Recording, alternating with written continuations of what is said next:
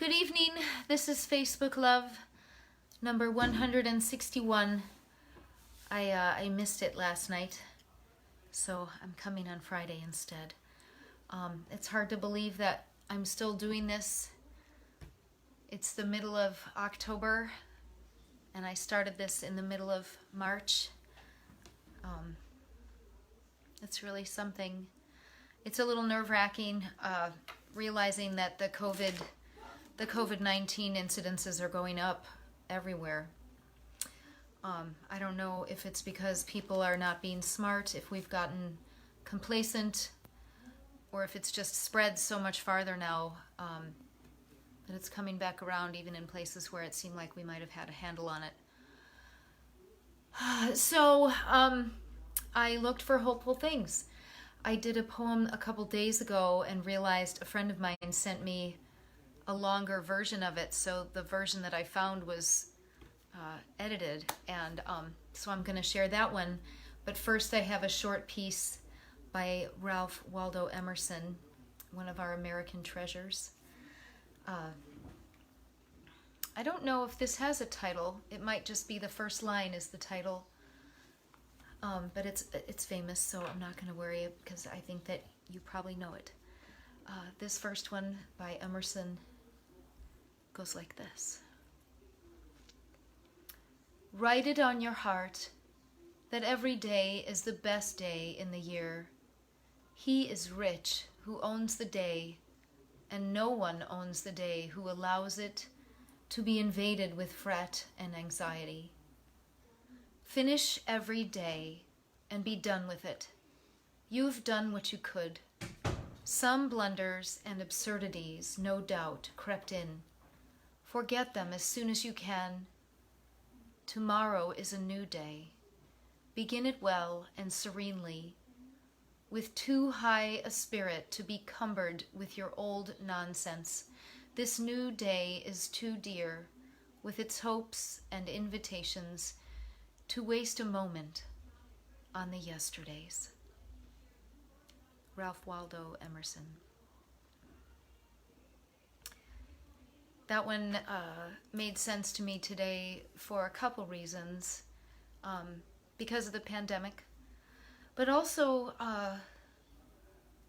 because of the angst. I feel so much angst about the election, about our public discourse, about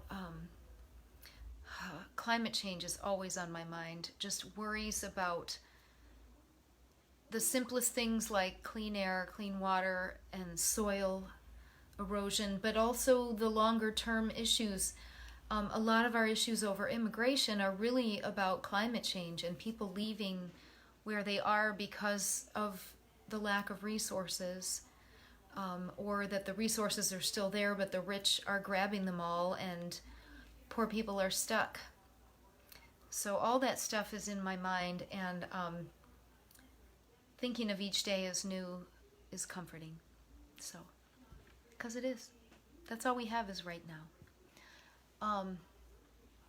So here's the one that I read the other day by Wendell, and my dear friend Carol sent me a longer version. I must have inadvertently found an edit. This Wendell Berry piece is called The Hidden Singer.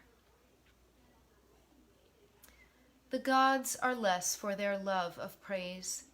Above and below them all is a spirit that needs nothing but its own wholeness, its health and ours. It has made all things by dividing itself. It will be whole again. To its joy we come together, the seer and the seen, the eater and the eaten, the lover and the loved. In our joining it knows itself. It is with us then, not as the gods whose names crest in unearthly fire, but as a little bird hidden in the leaves who sings quietly and waits and sings. I go among the trees and sit still. All my stirring becomes quiet around me, like circles on water. My tasks lie in their places where I left them, asleep like cattle. Then what is afraid of me comes and lives a while in my sight. What it fears in me leaves me, and the fear of me leaves it. It sings, and I hear its song. Then what I am afraid of comes. I live for a while in its sight. What I fear in it leaves me, and the fear of it leaves me. It sings, and I hear its song. The Hidden Singer by Wendell. As I read that, I'm not sure if I did read an edited version. Maybe a line was missing, but the message is the same. It made me think a lot about something Eckhart Tolle talks about frequently in his writings, that who you are is something different than most of us think. Your thoughts are not you.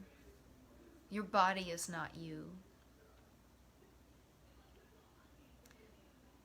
The consciousness behind your thoughts that observes your thoughts and actions and feelings, that observer is you. And your connection to our Creator is there.